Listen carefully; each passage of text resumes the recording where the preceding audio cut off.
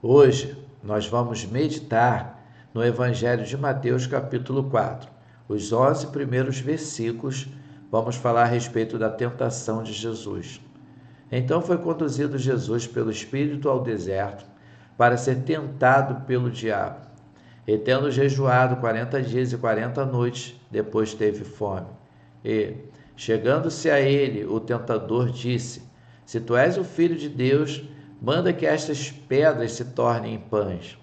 Ele, porém, respondendo, disse: Está escrito: Nem só de pão viverá o homem, mas de toda a palavra que sai da boca de Deus. Então o diabo transportou a cidade santa e colocou-o sobre o pináculo do templo.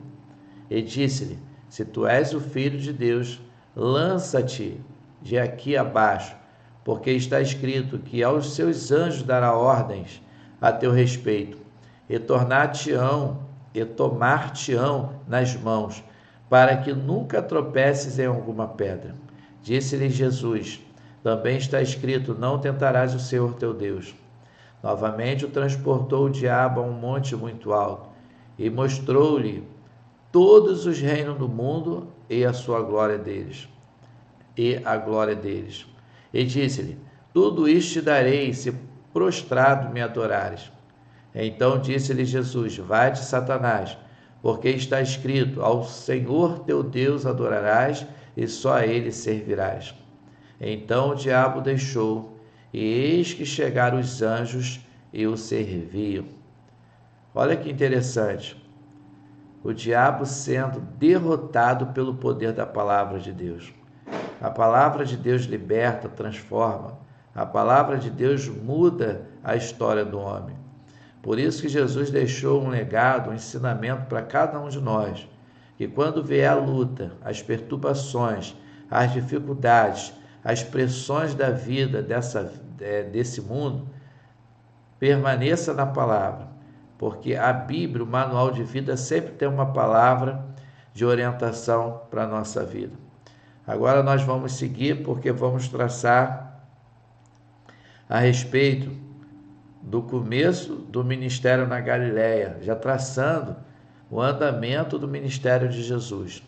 Jesus, porém, ouvindo que João estava preso, voltou para a Galileia e, deixando Nazaré, foi habitar em Cafarnaum, cidade marítima, nos confins de Zebulão e Naftali, para que se cumprisse o que foi dito pelo profeta Isaías, que diz: A terra de Zebulão e a terra de Naftali, junto ao caminho do mar, além do Jordão, a Galiléia das nações.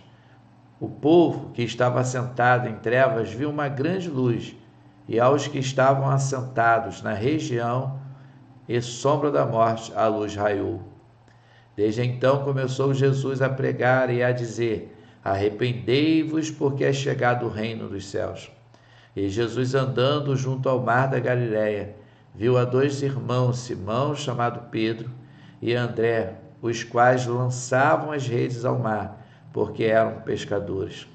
E disse-lhes: Vinde após mim, e eu vos farei pescadores de homens. Então eles, deixando logo as redes, seguiram-no. E adiantando-se dali, viu dois irmãos, Tiago, filho de Zebedeu, e João, seu irmão, num barco com seu pai Zebedeu, consertando as redes. E chamou-os eles, deixando imediatamente o barco e seu pai, seguiram-no. E percorria Jesus toda a Galiléia, ensinando nas suas sinagogas, e pregando o evangelho do reino, e curando todas as enfermidades e moléstias entre o povo. E a sua fama correu por toda a Síria, e traziam-lhe todos os que padeciam, acometidos de várias enfermidades e tormentos, os endemoniados, os lunáticos e os paralíticos, e ele os curava. E seguiam uma grande multidão da Galiléia, de Decápolis, de Jerusalém, da Judéia e de além do Jordão. Olha que interessante, nós acabamos de ler agora o capítulo 4 do Evangelho de Mateus.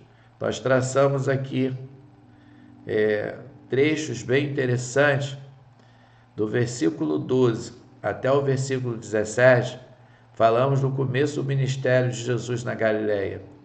Do versículo 18 até o 22, Jesus chama 4 pescadores. E do versículo 23 até o 25, Jesus ensina e cura muitas pessoas. A ideia de Jesus é salvar, libertar, ensinar e estruturar a vida das pessoas. Tirar a pessoa da lama e colocar a pessoa num local sólido, estruturado. Que essa palavra ela possa ficar marcada no seu coração. Porque cada momento que lemos a Bíblia Sagrada é uma forma nova de Deus se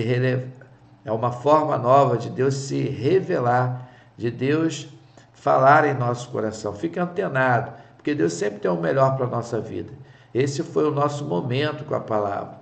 Que Deus abençoe ricamente e abundantemente a sua vida.